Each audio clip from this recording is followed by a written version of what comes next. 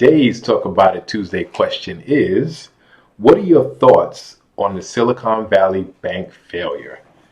Well, a lot of people have been asking me about the whole bank failure. How could it happen? Why did it happen?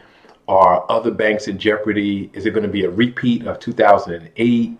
How does that affect our lives in many ways?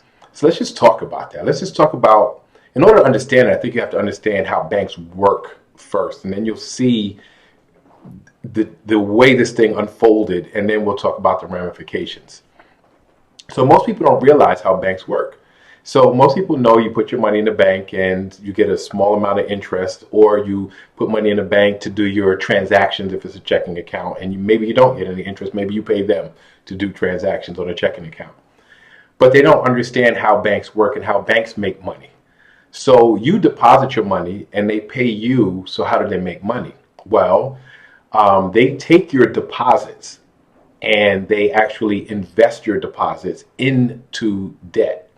And you're like, wait, how could they invest my deposits if my deposits are supposed to be at the bank? They don't have to keep your deposits at the bank. There's a thing called fractional reserve, meaning that they only have to have a fraction of the deposits on hand. And it depends on the size of the bank. If a bank does $15.2 million, under $15.2 million in transactions, they do not have to have a fractional reserve at all. They have to keep none of the money that they get in deposits. If they are from 15.2 to 110.2 million in transactions, then they must only keep 3% of their deposits in reserve. If they are over 110.2 million, they only have to keep 10% of their deposits in reserve. So it's a very small amount of money that they have to keep in reserve in case people want to withdraw money.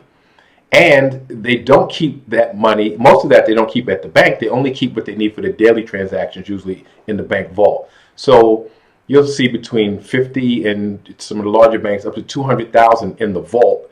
The rest of the money that they keep in reserve, they actually deposit themselves in a Federal Reserve Bank. So they get a small amount of interest on that money as well.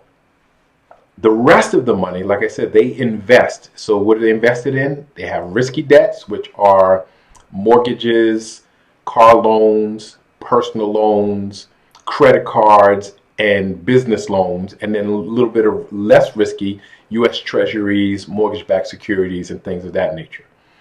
So most of their money is invested. That's how they make their money. So what in the world happened with Silicon Valley Bank? Now, many banks will kind of specialize in different things. Silicon Valley Bank is not your basic retail bank, meaning they don't cater to the average person. Although they did, regular retail stuff, they only had 16 branches where people can actually go in and do transactions. They catered primarily to Silicon Valley companies, meaning tech companies. So they were major lenders to tech startups, and they did the daily transactions basically for tech companies. So they were heavily weighted in that area. Now, when things are correlated, meaning things are connected heavily to one thing, we know the tech industry is in decline, significantly in decline. So their demographic that they lend to, where they make their money, is in decline. They're not expanding right now. They're actually laying off tens of thousands of people in Silicon Valley. So if they're contracting and they're laying off people, they're not borrowing money, which means that in order for Silicon Valley Bank to make money, they had to sell some assets. They decided to sell some mortgage-backed securities and some U.S. Treasuries.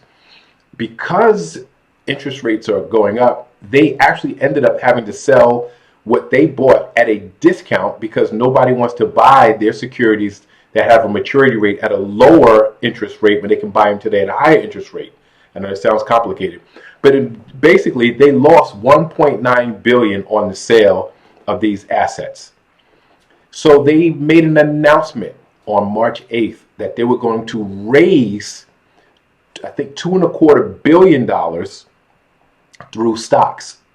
When they made that announcement, people began to panic. Some of their clients got good information. Hey, this bank could become insolvent. They decided to do massive withdrawals of their money. So $42 billion worth of withdrawals happened on the next day. $42 billion of withdrawals. The bank did not have $42 billion to give to their clients, so they were declared insolvent by the California regulators. The California regulators the next day shut them down and gave receivership to the FDIC. So the FDIC, as we know, was started in the 1930s during the Depression because people lost all their savings. So FDIC is a Federal Deposit Insurance Corporation, which is a government corporation who insures deposits. Now, back in 2008, they had to change the rules a little bit because deposits were only insured up to $100,000 and people lost money. They raised the rate, they raised what they insure up to $250,000, but people still had deposits greater than $250,000 and they feared they were going to lose all their money. Other people began to panic and they were thinking this is going to be a repeat across all banks. It would be runs on accounts across the country in all banks, and then you'd have bank failure after bank failure after bank failure. In response to that, the FDIC made an announcement to cool the panic. Although we're only supposed to insure up to $250,000, we will cover all deposits no matter what the amount is. So what did that do? It cooled people's fears a little bit, because we still saw this week massive withdrawals from small banks, and well, I shouldn't say withdrawals, transfers from small banks to large banks, and large banks are trying to accommodate all these people who want to transfer into the larger banks because the larger banks have a larger cash reserve. It will probably lead to the FDIC changing from $250,000 to maybe twice that, or maybe unlimited. Just so that you don't have a situation where you have, people panicking and trying to withdraw money from the banks, because America is run on the banking system. Without a banking system, you have no business system, etc. The whole thing collapses. So it will probably lead to changing from $250,000 to a much greater number, or maybe unlimited. What else will happen? We saw a massive plummeting of the stock prices for all banks. It rebounded a little bit yesterday and today a little bit, but bank stocks are, I think, devalued right now. So there's opportunity for people to, buy low, because these things will definitely come back at some point. So definitely affected stock prices of banks, which means banks' values drop significantly in terms of what they're worth. What else do we see? Oh, the Federal Reserve decided that they're going to forestall interest rate hikes, again, to prevent panic in the market. But what does that mean? That means, okay, interest rates will be a little more stable, so that will affect the real estate market. The real estate market will stabilize a little bit. What does that also mean? That also means that inflation will not be curtailed, so we'll have high inflation for a longer period of time, because the attempt at raising the interest rates is to stop people from buying, right? Stop the demand, so that supply and demand even out, which will bring down prices. So we'll probably have inflation for much longer. It will forestall a inevitable recession for a little bit longer. Yeah, that's pretty much what happened. So we're definitely probably going to see changes in regulations with the banks. We're probably going to see the FDIC raising the limit in terms of what they insure for depositors. We definitely see the values of bank stocks going down significantly, which means there's a buying opportunity.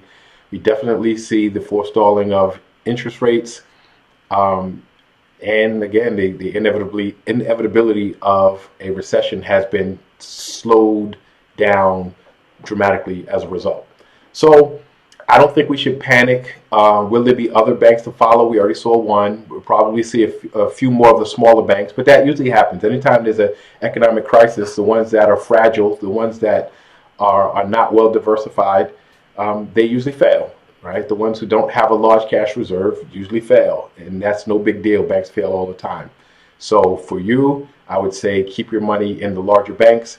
I would say if you're an investor, it would be a good opportunity to invest in some of the larger banks while their stock prices are depressed.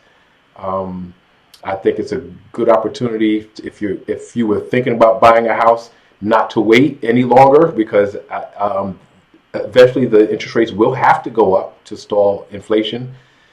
But that's pretty much it. So I'd love to hear your thoughts, your comments. Please like, share, subscribe. Keep the questions coming, and I'll see you next Tuesday.